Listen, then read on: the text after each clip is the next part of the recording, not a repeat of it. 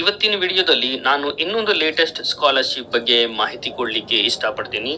ನೀವು ನಮ್ಮ ಚಾನಲನ್ನು ಫಸ್ಟ್ ಟೈಮ್ ವಿಸಿಟ್ ಮಾಡಿದ್ದೀರಂದರೆ ನಮ್ಮ ಚಾನಲನ್ನು ಸಬ್ಸ್ಕ್ರೈಬ್ ಮಾಡಿ ಮತ್ತು ಈ ವಿಡಿಯೋ ಲೈಕ್ ಮಾಡಿ ಮತ್ತು ಈ ವಿಡಿಯೋ ಎಲ್ಲ ನಿಮ್ಮ ಫ್ರೆಂಡ್ಸ್ ಜೊತೆಗೆ ಶೇರ್ ಮಾಡಿ. ಡಿಯರ್ ಫ್ರೆಂಡ್ಸ್, ಕಂಪ್ಲೀಟ್ ಪ್ರೊಸೀಜರ್ ತಿಳಿದುಕೊಳ್ಳಿಕ್ಕೆ ಈ ವಿಡಿಯೋನು ಕಂಪ್ಲೀಟ್ ನೋಡಿದರೆ ನಿಮಗೆ ಎಂಡ್ ಟು ಎಂಡ್ ಪ್ರೊಸೆಸ್ ಗೊತ್ತಾಗುತ್ತೆ. ಯಾವ ಥರ ಸ್ಕಾಲರ್ಶಿಪ್ ಫಾರ್ಮ್ ತುಂಬಬೇಕು ಮತ್ತು ಯಾವ ಥರ ಅಪ್ಲೈ ಮಾಡಬೇಕು ಮತ್ತು ಎಷ್ಟು ಅಮೌಂಟ್ ಬರುತ್ತೆ ಎಲ್ಲ ಮಾಹಿತಿ ಈ ವಿಡಿಯೋದಲ್ಲಿ ನಾನು ಹೇಳ್ತೀನಿ. ಈ ಸ್ಕಾಲರ್ಶಿಪ್ ಹೆಸರು ಏನಂದರೆ page scholarship 2024-25 page scholarship programme 2024-25. ಇದು CSR ಇನಿಷಿಯೇಟಿವ್ ಆಗಿದೆ, ಕಾರ್ಪೊರೇಟ್ ಸೋಷಿಯಲ್ ರೆಸ್ಪಾನ್ಸಿಬಿಲಿಟಿ ಇನಿಷಿಯೇಟಿವ್ ಆಗಿದೆ. ಬನ್ನಿ ಇದು ಯಾರಿಗೆಲ್ಲ ಅಪ್ಲೈ ಮಾಡಬಹುದು ಅಂತ ನಾನು ಮಾಹಿತಿ ಎಲ್ಲ ಹೇಳ್ತೀನಿ. ಇದನ್ನು PUC ಓದ್ತಾ ಇರುವ ಸ್ಟೂಡೆಂಟ್ಸ್, ಡಿಪ್ಲೊಮಾ ಮತ್ತು ITI ಓದ್ತಾ ಇರುವ ಸ್ಟೂಡೆಂಟ್ಸ್ ಅಪ್ಲೈ ಮಾಡಬಹುದು. ಮತ್ತು ಕರ್ನಾಟಕ ನಾಗರಿಕರು ಸ್ಪೆಸಿಫಿಕಲಿ ಹಾಸನ್, ಮೈಸೂರು, ಮಂಡ್ಯ, ಚಿಕ್ಕಬಳ್ಳಾಪುರ, ತುಮಕೂರು, ಕಲಬುರಗಿ, ಯಾದಗಿರಿ, ಗದಗ, ರಾಯಚೂರಲ್ಲಿ ಓದ್ತಾ ಇರುವ ಸ್ಟೂಡೆಂಟ್ಸ್ ಈ ಸ್ಕಾಲರ್ಶಿಪ್ ಅನ್ನ ಅಪ್ಲೈ ಮಾಡಬಹುದು. ಫ್ಯಾಮಿಲಿ ಇನ್ಕಮ್ ಎಷ್ಟಿರ್ಬೇಕಂದ್ರೆ ಫ್ಯಾಮಿಲಿ ಇನ್ಕಮ್ 3.6 ಲ್ಯಾಕ್ 3,60,000ಕ್ಕಿಂತ ಕಡಿಮೆ ಇರಬೇಕು.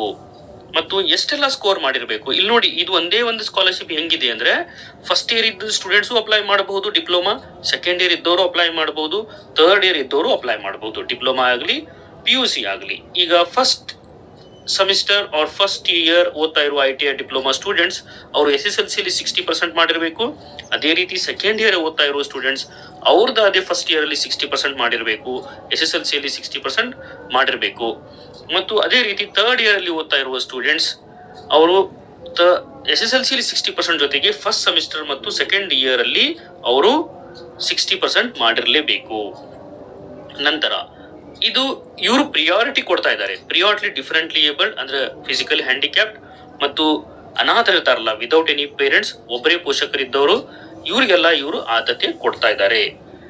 ಮತ್ತು ನಾವು ಓದ್ತಾ ಇರೋ ಕಾಲೇಜ್ ರಿಕಗ್ನೈಸ್ಡ್ ಇರಬೇಕು. ಆಬ್ವಿಯಸ್ಲಿ ಕರ್ನಾಟಕದಲ್ಲಿ ಆಲ್ಮೋಸ್ಟ್ ಎಲ್ಲ ಡಿಪ್ಲೊಮಾ ಕಾಲೇಜ್ AICTE ರಿಕಗ್ನೈಸ್ಡ್ ಇದಾವೆ. ಅದೇ ರೀತಿ PUC ಕಾಲೇಜಸ್ ಮತ್ತು ನಾವು ಓದ್ತಾ ಇರೋ ಕಾಲೇಜ್ ರಿಕಗ್ನೈಸ್ಡ್ ಇರಬೇಕು. ಆಬ್ವಿಯಸ್ಲಿ ಕರ್ನಾಟಕದಲ್ಲಿ ಆಲ್ಮೋಸ್ಟ್ ಎಲ್ಲ ಡಿಪ್ಲೊಮಾ ಕಾಲೇಜ್ AICTE ರಿಕಗ್ನೈಸ್ಡ್ ಇದಾವೆ. ಅದೇ ರೀತಿ PUC ಕಾಲೇಜಸ್. ಮತ್ತು ಇದರಲ್ಲಿ ರೆಗ್ಯುಲರ್ ಕೋರ್ಸ್ ಇದ್ದವ್ರಿಗೆ ಇವರು ಆದ್ಯತೆ ಕೊಡ್ತಾ ಇದ್ದಾರೆ, ಅಂದ್ರೆ ಡಿಸ್ಟೆನ್ಸ್ ಇದ್ದವ್ರಿಗೆ ಕೊಡೋದಿಲ್ಲ.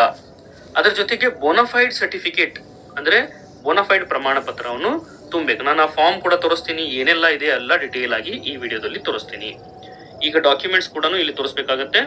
ಡಾಕ್ಯುಮೆಂಟ್ಸ್ ಎಲ್ಲ ಏನ್ ಬೇಕು ಇದಕ್ಕೆಲ್ಲ ಸಬ್ಮಿಟ್ ಮಾಡ್ಲಿಕ್ಕೆ ಅಂದ್ರೆ ಈ ಡಾಕ್ಯುಮೆಂಟ್ಸ್ ಬೇಕಾಗಿರೋದು ಆಧಾರ್ ಕಾರ್ಡ್ ಬೇಕು ಮತ್ತು ಪೇರೆಂಟ್ಸ್ ಆಧಾರ್ ಕಾರ್ಡ್ ಬೇಕು, ಬೋನಫೈಡ್ ಸರ್ಟಿಫಿಕೇಟ್ ಇಲ್ಲ ನಾನು ಫಾರ್ಮ್ಯಾಟ್ ಕೂಡ ತೋರಿಸ್ತೀನಿ, ಯಾವ ತರ ಡೌನ್ಲೋಡ್ ಮಾಡಬೇಕು ಅಂತ ಕೂಡ ತೋರಿಸ್ತೀನಿ. ನಾನು ಫಿಸಿಕಲಿ ಚಾಲೆಂಜ್ ಇದ್ರೆ ಅವ್ರದ್ದು ಕೂಡ ಪ್ರೂಫ್ ಬೇಕು, ಸಿಂಗಲ್ ಪೇರೆಂಟ್ ಇದ್ರೆ ಪ್ರೂಫ್ ಬೇಕು, ಇನ್ಕಮ್ ಅದು, marks card, college fee receipt, bank passbook, student mobile number, parents mobile number ಇವೆಲ್ಲ ಬೇಕು.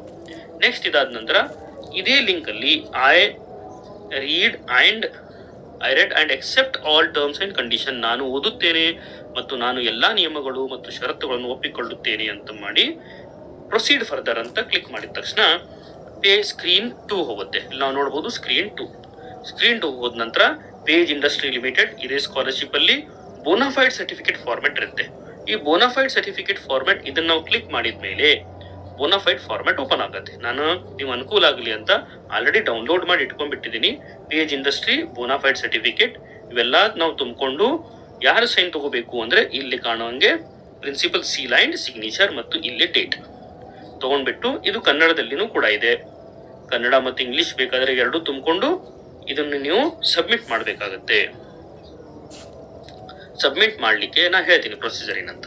ನೆಕ್ಸ್ಟ್ ಇದರಲ್ಲಿ ಇಲ್ಲಿ ಸೆಲೆಕ್ಟ್ ಡಿಸ್ಟಿಕ್, ನೀವು ಯಾವ ಡಿಸ್ಟಿಕ್ದವ್ರು ಇದ್ದೀರಿ ಅದನ್ನು ಸೆಲೆಕ್ಟ್ ಮಾಡಬೇಕು. ಫಾರ್ ಎಕ್ಸಾಂಪಲ್ ಮೈಸೂರು ಇದ್ದೀರಿ ಮೈಸೂರು, ಯಾವ ಡಿಸ್ಟಿಕ್ ಅಲ್ಲಿ ಓದ್ತಾ ಇದ್ದೀರಿ ಮೈಸೂರು ಇದ್ದೀರಿ ಮೈಸೂರು.